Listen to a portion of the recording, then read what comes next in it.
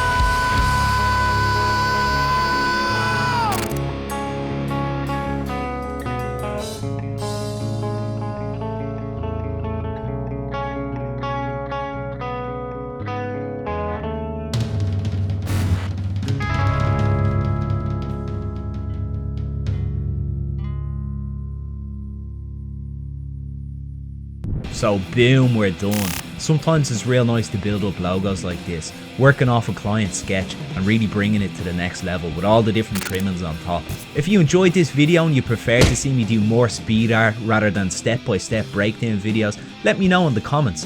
And in the meantime, don't forget to give me a little like and subscribe. It really goes a long way. I'm trying to put more effort into this channel, and you guys help me, I can help you. So again, a big shout out to the lads in Silence's Madness. It was a pleasure making this for you. Tune was an absolute ripper, guys. Best of luck going forward. And if you enjoyed this video, please share it with your mates. And if you want to watch more, check out the playlist up there. Got loads of stuff that'll tickle your fancy. So cheers for watching. These are all a bunch of legends, and I'll see you in the next one. Peace out.